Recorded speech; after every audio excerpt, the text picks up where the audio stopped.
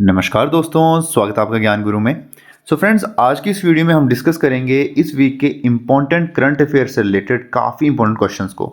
आपको मालूम है हमारी ये वीकली करंट अफेयर से रिलेटेड वीडियो रहती है जिसमें हम पर्टिकुलर वीक के जितने भी important national and international event जो रहते हैं उसको डिस्कस करते हैं। तो शुरू करते हैं आज की वीडियो। फर्स्ट क्वेश्चन है आपका, on which date is World Wetlands Day observe every year. तो देखिए, किस तारीख को वर्ल्ड वेटलैंड जो डे है उसको ऑब्जर्व किया जाता है हर साल। तो इसका राइट आंसर रहेगा आपका option C, that is 2 Feb. 2 फरवरी को आपका जो वर्ल्ड वेटलैंड्स डे है उसको मनाया जाता है। अब बात करें वेटलैंड की कि वेटलैंड होता क्या है। तो देखिए, wetland is a land area where water is present at or near the surface of the soil either permanently or seasonally. Wetlands can be natural or artificial and they can contain fresh, brackish और salt water. तो ये देखिए, एक वो area है जहाँ पे जो वाटर है वो आपका प्रेजेंट रहता है near the surface of the soil. जहाँ पे जो सॉइल रहेगी उसके आसपास का जो एरिया है वहाँ पे वाटर प्रेजेंट रहेगा। एंड जो आपके वेटलैंड्स हैं वो आपके नेचुरल भी हो सकते हैं एंड आर्टिफिशियल भी हो सकते हैं। बात करें वर्ल्ड लार्जेस्ट जो वेटलैंड है वो कौन सा है, तो वो है पेंटानाल, जो कि लोकेटेड है आपका साउथ अमेरिका में। जो साउथ अमेरिका आपका कॉन्टिनेंट है वहाँ पे ये जो है ये लोकेटेड है। देन बात करें जो वर्ल्ड वेटलैंड डे था 2025 का, उसकी थीम क्या है। तो इसकी थीम है protecting wetlands for our common future. Very very important, क्योंकि एग्जाम में आपके डायरेक्टली थीम को भी पूछा जा सकता है। पर्टिकुलर ईयर 2025 की भी पूछ सकता है एग्जामिनर, या फिर 2024 की भी आपसे पूछी जा सकती है। तो वो है वेटलैंड्स एंड ह्यूमन वेलबींग। तो 2024 की थीम भी आपको मालूम होनी चाहिए, क्योंकि प्रीवियसली ईयर से भी आपसे थीम पूछी जा सकती है, क्योंकि एक साल का करंट अफेयर रहता है आपका एग्जाम में। पिछले एक साल से लेके 6 मंथ्स का जो भी क्वेश्चन रहेंगे उसमें से एग्जामिनर आपसे क्वेश्चन पूछ सकता है। तो आपको ये दोनों जो थीम्स हैं वो मालूम होनी चाहिए। नेक्स्ट क्वेश्चन पे आते हैं। क्वेश्चन है आपका, who has developed the VSHORADS missile recently tested by India. तो देखिए, एक मिसाइल है वशोरर्स जिसको डेवलप करा है इंडिया ने। ठीक है, तो इंडिया के किस सेक्टर ने उसको डेवलप करा है, किस डिपार्टमेंट ने उसको डेवलप करा है। तो इसको जो राइट आंसर है वो आपका रहेगा option B, that is research centre Imarat. जो रिसर्च सेंटर इमराट है डीआरडीओ का, उसने डेवलप करा है आपकी मिसाइल को। एंड इस मिसाइल की अगर हम फुल फॉर्म की बात करें कि फुल फॉर्म क्या है, तो देखिए यहाँ पे ए नहीं आएगा, तो इसकी फुल फॉर्म है आपकी very short range air defence system. And इसका जो वेट है वो है 20.5 kg। लेंथ की बात करें वो 2 मीटर की है। एंड इसकी जो स्पीड है वो 1850 किलोमीटर पर आवर की स्पीड है। एंड कितने डिस्टेंस तक ये जा सकती है, तो ये है 250 मीटर से 6 किलोमीटर के डिस्टेंस तक की ये जो है रेंज इस मिसाइल की है। नेक्स्ट क्वेश्चन पे आते हैं। क्वेश्चन है आपका, who recently won the Tata steel chess master 2025 title. तो देखिए, recently Tata steel chess master 2025 का जो खिताब है वो किसने जीता है। तो इसका जो राइट आंसर रहेगा आपका option B, that is R Praggnanandhaa.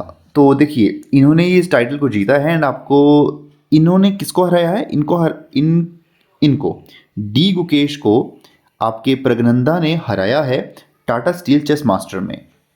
And अभी आपको मालूम होगा जो गुकेश हैं उन्होंने हाल ही में ही वर्ल्ड चेस जो टूर्नामेंट है उसके फाइनल के वो विजेता हैं, वो जीते हैं उसको। एंड इनको हराया है प्रगनंदा ने।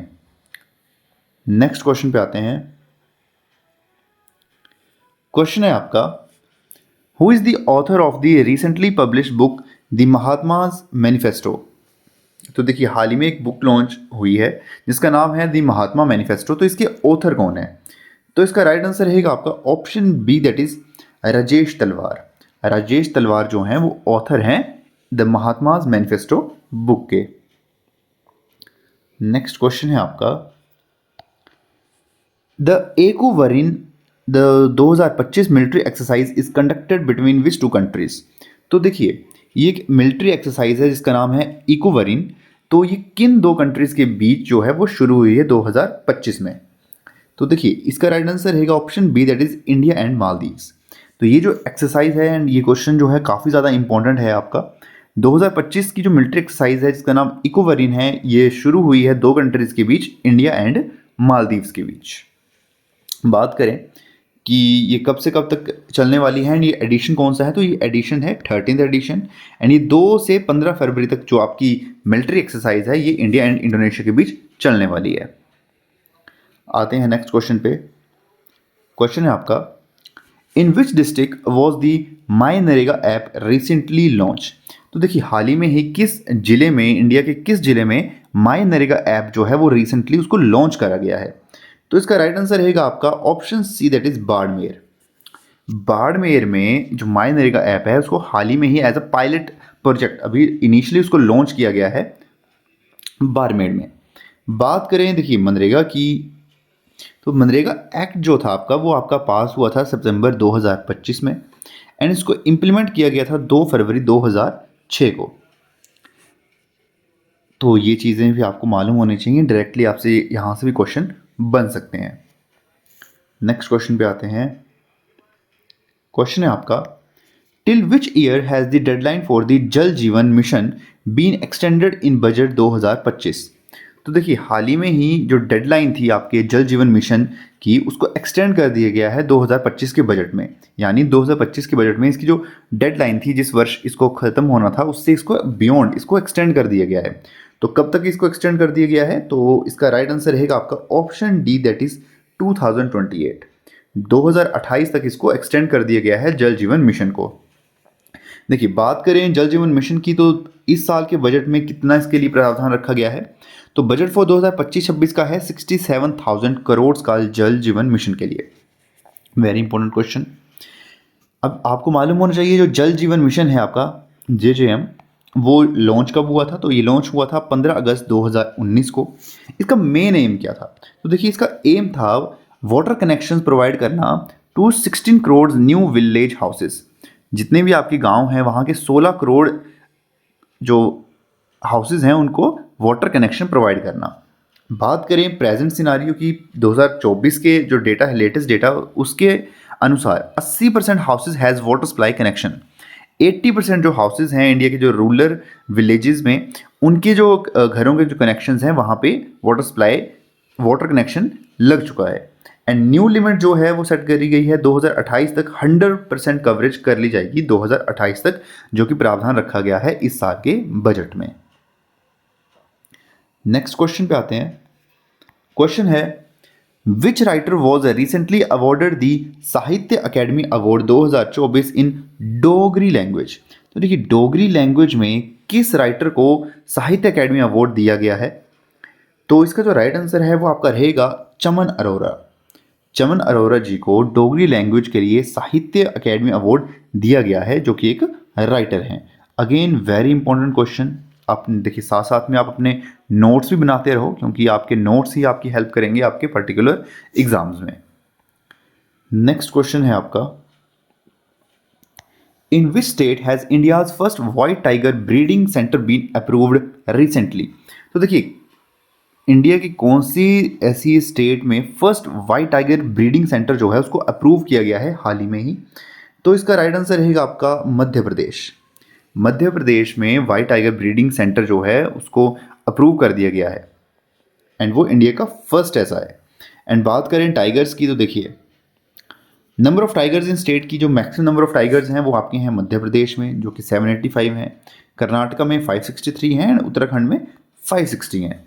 एंड मध्य प्रदेश में की अगर हम बात करें तो ये भी आपको मालूम होना चाहिए, मध्य प्रदेश जो है वो largest forest cover in India है बाय एरिया 77,073 स्क्वायर किलोमीटर। तो इतना एरिया जो है मध्य प्रदेश का वो फॉरेस्ट कवर के अंडर आता है। नेक्स्ट इंपॉर्टेंट क्वेश्चन पे आते हैं हम। What is sphere x which was recently in the news. तो देखिए स्फेयर एक्स क्या है, जो कि हाल ही में ही आपकी न्यूज़ में काफ़ी चला हुआ था। तो इसका राइट आंसर रहेगा आपका option B, that is NASA का एक नेक्स्ट मेजर स्पेस टेलीस्कोप है। तो ये नासा का एक हाल ही में ही ये लॉन्च करने वाले हैं अपना एक नया मेजर स्पेस टेलीस्कोप, वो है स्फेयर एक्स। एंड बात करें ये लॉन्च कब करने वाले हैं नासा इसको, तो देखिए इसकी लॉन्च डेट रखी गई है नासा के द्वारा 27 फरवरी 2025 की। एंड इसकी अगर हम फुल फॉर्म की बात करें स्फेयर एक्स की, तो वो है spectrophotometer for the history of the universe, epoch of reionization and ices explorer. And NASA की अगर हम बात करें कि उसकी फाउंडेशन कब हुई थी, तो वो हुई थी 29 जुलाई 1958 को। हेडक्वार्टर की बात करें तो नासा के जो हेडक्वार्टर हैं वो हैं वॉशिंगटन डीसी में। नासा के हेडक्वार्टर हैं आपके वॉशिंगटन डीसी में। Again very very important points हैं, ये काफ़ी ज़्यादा इंपॉर्टेंट है। नेक्स्ट क्वेश्चन है आपका, who recently became the first black women to win the Mrs. World 2025 title. तो देखिए, एक तो आपको क्वेश्चन ध्यान से रीड करना है। यहाँ पे पूछा गया है किस ब्लैक विमेन को जो जीती हैं मिसिज वर्ल्ड 2025 टाइटल। यहाँ पे मिसिज मेंशन है, मिस वर्ल्ड मेंशन नहीं है। तो मिसिज वर्ल्ड 2025 टाइटल किसने जीता है, तो वो है आपकी शैगो गैले। शैगो गैले ने जो 2025 का मिसिज वर्ल्ड 2025 का टाइटल है वो अपने नाम करा है। नेक्स्ट क्वेश्चन पे आते हैं, विच country has planned change 7 mission. तो देखिए, किस कंट्री ने अभी हाल ही में ही प्लान करा है अपना चेंज ई 7 मिशन। तो देखिए, इसका जो राइट आंसर है वो आपका रहेगा option A, that is China. And इसका ऑब्जेक्टिव क्या है, देखिए चाइना ने इसको लॉन्च करा है एंड इसका ऑब्जेक्टिव है to discover the water sources on the south pole of the moon. तो ये जो एक स्पेस क्राफ्ट है ये आपका जाएगा मून के साउथ पोल पे एंड वहाँ पे डिस्कवरी करेगा आपके वाटर की। क्योंकि देखिए, चाइना का एम क्या है, 2030 तक वो अपना एक रिसर्च सेंटर जो है वो एस्टेब्लाइज करना चाहते हैं मून पे। तो देखिए, मेन एम चाइना का यही है कि वो अपना एक रिसर्च सेंटर सेटअप करना चाहते हैं 2030 तक मून पे। तो इसके लिए वो चाहते हैं कि जितना भी जो मटेरियल है, जो आप रिक्वायरमेंट है इनको अपने रिसर्च सेंटर के लिए, वो वहीं पे अवेलेबल हो जाए मून पे। इसलिए वो अपने जो इनका एक स्पेस क्राफ्ट है उसको सेंड करेंगे साउथ पोल पे, ताकि वो डिस्कवर कर सके वहाँ पे वाटर सोर्सेज का, ताकि वहाँ पे वाटर अवेलेबल है या फिर नहीं है, ताकि जितनी भी उनकी रिक्वायरमेंट्स हैं अपने रिसर्च सेंटर के लिए वो अवेलेबल हो जाए उनको वहीं पे ही। एंड जिसको वो सेट करने वाले हैं 2030 तक। नेक्स्ट क्वेश्चन पे आते हैं, देखिए काफ़ी इंपॉर्टेंट है, which Indian state has recently been officially declared Naxal free. तो देखिए, हाल ही में ही इंडिया की कौन सी स्टेट है जिसको नक्सल फ्री जो है वो घोषित कर दिया गया है, तो इसका आपका राइट आंसर रहेगा option C, that is Karnataka. Karnataka जो वो स्टेट है जिसको हाल ही में ही बिल्कुल नक्सल फ्री घोषित कर दिया गया है। यानी वहाँ पे कोई भी जो नक्सलवादियों के द्वारा जो भी गतिविधियाँ होती हैं वो खत्म हो चुकी हैं बिल्कुल ही। तो वो स्टेट है आपकी कर्नाटका। नेक्स्ट क्वेश्चन है आपका, which institute has recently launch India's first cancer genome database. तो देखिए, जो फर्स्ट कैंसर जीनोम डेटाबेस किस इंस्टीट्यूट ने लॉन्च करा है इंडिया के, तो इसका राइट आंसर रहेगा आपका option C, that is IIT Madras. अब देखिए, काफ़ी स्टूडेंट्स को थोड़ा कन्फ्यूजन हो रहा होगा कि व्हाट इज़ जीनोम डेटाबेस। तो देखिए, एक्चुअल में अभी हमारे पास जितना भी डेटाबेस है जिसमें हम ये देखते हैं कि कॉजेज़ हम स्टडी करते हैं, कॉजेज़ ऑफ कैंसर। हम देखते हैं कि पर्टिकुलर कैंसर के कॉजेज़ क्या हैं। तो जितना भी हमारे पास प्रेजेंट में डेटाबेस अवेलेबल है वो सारा का सारा वेस्टर्न कंट्रीज़ का है। Okay, western countries. हम जितना भी जीनोम डेटाबेस देखते हैं, मतलब पर्टिकुलर पर्सन को अगर कैंसर हुआ है तो उसका कॉज क्या है, तो हमारे पास जितना भी डेटा है वो है वेस्टर्न कंट्रीज़ के। वेस्टर्न कंट्रीज़ जो फॉलो करती हैं वही डेटा हमारे पास है। अब दिक्कत ये है कि वेस्टर्न कंट्रीज़ के जो भी लोग हैं उनका जो खाना पीना है, रहना सहना है, वो हमसे बिल्कुल टोटली डिफरेंट है। वहाँ का क्लाइमेट कंडीशन बिल्कुल डिफरेंस है। तो अगर हम उनका डेटाबेस लेके अपने पर्टिकुलर इंडिया के किसी पर्सन को चेक करते हैं, इंडिया के किसी भी पर्सन को हम चेक करेंगे कि उसमें जो कैंसर है, जो कैंसर का सेल है, उसका डेवलप होने का कॉज क्या है, तो वो एक्यूरेट हमें जो इन्फॉर्मेशन है वो प्रोवाइड नहीं करवाता है। तो इसी के लिए आईआईटी मद्रास ने फर्स्ट कैंसर जीनोम डेटाबेस है वो लॉन्च करा है, जिससे अब हम अपने इंडिया में अपना एक जीनोम डेटाबेस है उसको सेटअप कर पाएंगे, जिससे हम ये देख पाएंगे कि इंडिया में अगर किसी भी पर्सन को कैंसर हो रहा है तो उसके कॉजेज़ क्या हैं। क्योंकि आपको मालूम है कि इंडिया एक वास्ट कंट्री है। नॉर्थ में आप देखोगे तो वहाँ पे काफ़ी ज़्यादा विंटर्स में काफ़ी ज़्यादा ठंड देखने को मिलती है आपको। आपका साउथ एंड वेस्ट में जो क्लाइमेट कंडीशन है वो थोड़ी अलग है, ईस्ट में अलग है। तो इन सभी फैक्टर्स का जो है वो काफ़ी इम्पैक्ट पड़ता है आपके किसी पर्सन को अगर कैंसर हुआ है तो वो किस फैक्टर के बेसिस पे हुआ है। तो जीनोम डेटाबेस जो है वो काफ़ी इंपॉर्टेंट जो एक रोल है वो प्ले करता है इसमें। तो इसलिए अब हम वेस्टर्न कंट्रीज़ पे ज़्यादा डिपेंडेंट नहीं रहेंगे, क्योंकि आईआईटी मद्रास ने हाल ही में लॉन्च करा है कैंसर जीनोम डेटाबेस, जिससे हम अपने लोगों का अच्छे से स्टडी कर पाएंगे कैंसर कॉजेज़ की। तो ये एक इम्पॉर्टेंट इन्फॉर्मेशन है आपके लिए। नेक्स्ट क्वेश्चन पे आते हैं। क्वेश्चन है आपका, who recently unveiled India's largest metal 3D metal machine. तो देखिए हाल ही में ही इंडिया की largest metal 3D metal machines को किसने अनवील्ड करा है। तो इसका राइट आंसर रहेगा आपका that is option B, DRDO and IIT Hyderabad. तो डीआरडीओ एंड आईआईटी हैदराबाद ने आपका इंडिया का largest metal 3D metal machine को अनवील करा है, जिसके थ्रू अब आप मेटल के 3D मेटल के जो हैं वो जो स्ट्रक्चर्स हैं उसको तैयार कर सकते हैं सेपरेटली। नेक्स्ट क्वेश्चन है आपका, काफ़ी ज़्यादा इंपॉर्टेंट है। What is the latest repo rate set by RBI. तो हाल ही में ही रिजर्व बैंक ऑफ इंडिया ने अपना जो रेपो रेट है वो चेंज करा है। तो इसका राइट आंसर क्या रहेगा आपका, that is option C, 6.25%। And इसके पहले की बात करें कि प्रीवियस ये क्या था, तो ये था आपका 6.50%।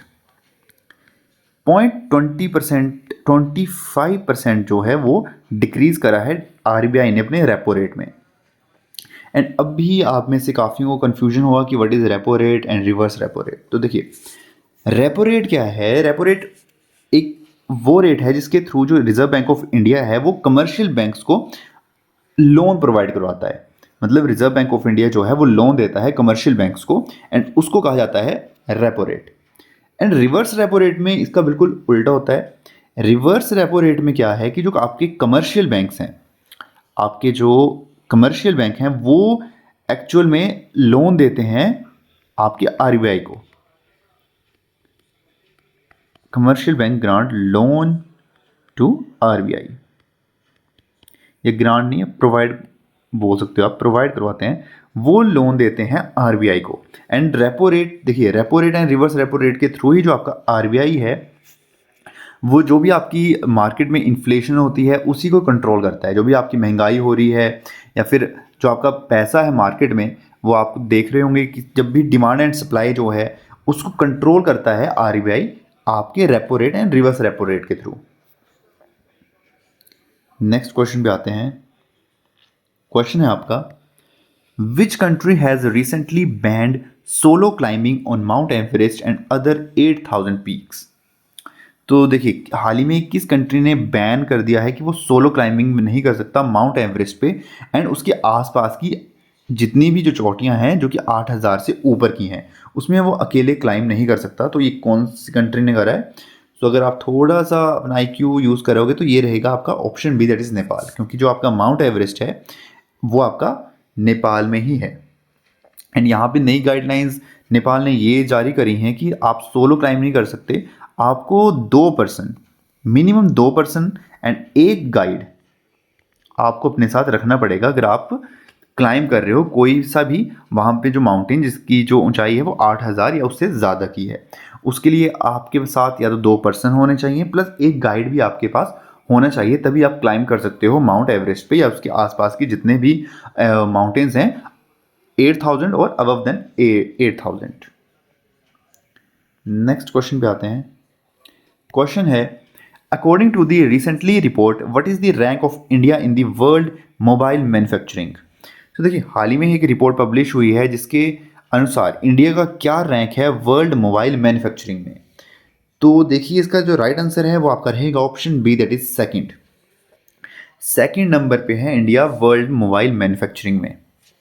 एंड ये काफ़ी अच्छी बात है इंडिया के लिए। एंड प्रेजेंट की अगर हम बात करें तो देखिए प्रेजेंट में 99.2% जो मोबाइल्स हैं जो कि इंडिया में बेचे जाते हैं, जिनकी जो मैन्युफैक्चरिंग है वो इंडिया में ही हो रही है 99.2%।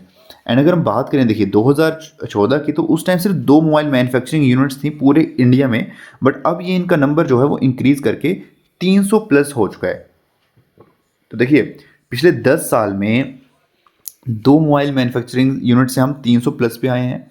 एंड 99.2% जो मोबाइल जितने भी सोल्ड हो रहे हैं इंडिया में, उनकी जो मैन्युफैक्चरिंग है वो इंडिया में ही की जा रही है। नेक्स्ट क्वेश्चन है आपका, which Indian company has recently change its brand name to Eternal. So काफ़ी इंपॉर्टेंट है, अभी हाल ही में ही किस इंडियन कंपनी ने अपना जो नेम है वो ब्रांड नेम है वो चेंज करके इटर्नल कर लिया है। तो इसका जो राइट आंसर है वो आपका रहेगा option B, that is Zomato. Zomato ने अपना जो नेम है, ब्रांड नेम है, वो इटर्नल कर लिया है। ऐसा नहीं है कि जोमेटो चेंज हो गया है, अब इटर्नल के अंडर आएगा आपका जोमेटो। इटर्नल के under I guess 4 to 5 brand name और हैं जिसके अंडर आपका जोमेटो भी शामिल है। नेक्स्ट क्वेश्चन पे आते हैं। क्वेश्चन है, इन विच कंट्री हैज हु launch its first ever Ebola vaccine trial. तो देखिए किस कंट्री ने हाल ही में ही अपना first ever Ebola vaccine trial जो है वो शुरू करा है या लॉन्च करा है। तो इसका राइट आंसर रहेगा आपका option C, that is Uganda. Uganda first country बनी है जिसमें first ever Ebola vaccine trial जो है उसको शुरू करा है।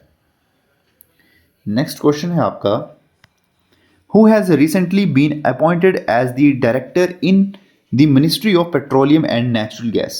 तो देखिए हाल ही में ही किसको अपॉइंट किया गया है आपका director in the ministry of petroleum and natural gas में। तो देखिए वो हैं आपके सागर सिंह कलसी। सागर सिंह कलसी जो हैं उनको अपॉइंट किया गया है new director petroleum and natural gas का। क्वेश्चन है आपका, the official song of ICC champions trophy 2025 was released, what is it. तो देखिए हाल ही में ही आपको मालूम है आईसीसी चैंपियंस ट्रॉफी जो है 2025 वो शुरू होने वाली है, तो उसका जो ऑफिशियल सॉन्ग है वो पब्लिश किया जा चुका है, रिलीज किया जा चुका है। तो उसका लाइंस क्या है, मतलब उसका क्या है वो, तो वो है आपका जीतो बाजी खेल के। जीतो बाजी खेल के जो है वो ऑफिशियल सॉन्ग है आईसीसी चैंपियंस ट्रॉफी 2025 का। एंड बात करें आपकी आईसीसी चैंपियंस ट्रॉफी 2025 कब से कब तक होगी, तो वो होगी आपकी 19 फरवरी से 9 मार्च तक। एंड जिसमें अगर आपको मालूम है 20 फेब को आपका इंडिया वर्सेस बांग्लादेश का मैच होने वाला है। सो आप एक्साइटेड हो तो प्लीज़ कमेंट्स में ज़रूर से आप कमेंट कर सकते हो। एंड अगर हम एडिशन की बात करें तो ये जो आईसीसी चैंपियंस ट्रॉफी 2025 है ये 9th एडिशन है। इस बार के जो होस्ट हैं वो पाकिस्तान एंड यूनाइटेड अरब एमराइट्स हैं। एंड नेक्स्ट एडिशन जो 10th एडिशन इसका रहेगा वो 2029 में खेला जाएगा जो कि आपका इंडिया में होने वाला है। नेक्स्ट क्वेश्चन पे आते हैं। क्वेश्चन है आपका, according to union minister of new and renewable energy Shri Pralhad Joshi, what is the installed solar energy capacity in the country. तो देखिए union minister of new and renewable energy जो हमारे श्री प्रहलाद जोशी जी हैं, तो अभी एक हाल ही में रिपोर्ट आई जिसमें ये बताया गया है कि what is the installed solar energy capacity कितनी है इंडिया की। तो देखिए इसका जो राइट आंसर आपका रहेगा that is option D, 100 gigawatt. Installed capacity जो है हमारी कंट्री की वो है 100 गीगावाट की। नेक्स्ट क्वेश्चन पे आते हैं। सो देखिए after Indore in which city has bagging been declared a crime. तो देखिए हाल ही में मैंने पहले भी एक वीडियो बनाई थी जहाँ पे मैंने मेंशन कर रहा था कि किस सिटी में जो भीख मांगना या फिर देना जो है वो अपराध घोषित किया जा चुका है, तो वो है इंदौर। एंड हाल ही में उसके बाद एक दूसरी सिटी में भी सेम जो इम्प्लीमेंट किया जा चुका है ये कानून, तो वो कौन है, तो वो है आपकी भोपाल। भोपाल में अब ये क्राइम माना जाएगा अगर आप वहाँ पे किसी भी टाइप की कोई भी भीख देते हो या फिर भीख लेता है वहाँ पे कोई भी, तो वो एक क्राइम माना जाएगा। एंड इसमें आपकी सज़ा भी मेंशन है, अप्रॉक्स 6 months की जो आपकी जेल है वो आपको इसमें हो सकती है अगर आप पकड़े जाते हो किसी को भी भीख देते हुए या फिर भीख मांगते हुए भोपाल में। अब आते हैं अपने लास्ट क्वेश्चन पे। एंड ये क्वेश्चन मैं आपके लिए छोड़ रहा हूँ, आप इसका ज़रूर से कमेंट सेक्शन में आप ज़रूर से कमेंट करके बताओ कि इसका आंसर क्या रहेगा। क्वेश्चन है कि इंडिया की क्या पोजीशन है, हाल ही में ही फोर्ब्स ने एक लिस्ट जारी करी है वर्ल्ड के मोस्ट पावरफुल कंट्रीज़ की फॉर द ईयर 2025। तो उसमें इंडिया का रैंक क्या है। आपकी हेल्प के लिए मैं बता दूं कि इसमें जो फर्स्ट नंबर पे हैं वो हैं यूएसए, सेकंड पे है चाइना, थर्ड पे है रशिया एंड फोर्थ पे है यूनाइटेड किंगडम। सो काफ़ी क्रिटिसाइज भी मिला था जब ये लिस्ट आई थी क्योंकि हमारे पास काफ़ी अच्छी इकॉनमी हमारी अच्छी है, जीडीपी ग्रोथ अच्छी है, हमारे पास सेना अच्छी है, बट हम टॉप 4 में तो कहीं भी दिख नहीं रहे हैं। तो इसमें हमारा जो रैंक है वो क्या है, इसका आपको कमेंट सेक्शन में ज़रूर से कमेंट देना है। सो फ्रेंड्स, ये थे इस वीक के important current affairs questions. I hope आपको ये वीडियो पसंद आई होगी एंड मैं कोशिश करता रहता हूँ कि और अच्छा कंटेंट आपको डिलीवर करने की कोशिश करूँ। तो अगर आपको आज की वीडियो ज़रा सी भी पसंद आई है तो वीडियो को ज़रूर से लाइक करो, शेयर करो एंड चैनल को ज़रूर से सब्सक्राइब करो। मैं ऐसी ही और वीडियोज़ आपके लिए लेके आता रहता हूँ एंड आप साथ साथ में मेरी HP GK से रिलेटेड वीडियोज़ को भी ज़रूर से देखो एंड HP PSC से रिलेटेड भी मैं वीडियोज़ लेके आ रहा हूँ, जिसमें मैं हिमाचल के GK से रिलेटेड क्वेश्चंस लेके आता हूँ। ओल्ड पेपर के क्वेश्चंस भी उसमें रहते हैं एंड कुछ नया भी सीखने को मिलता है आपको।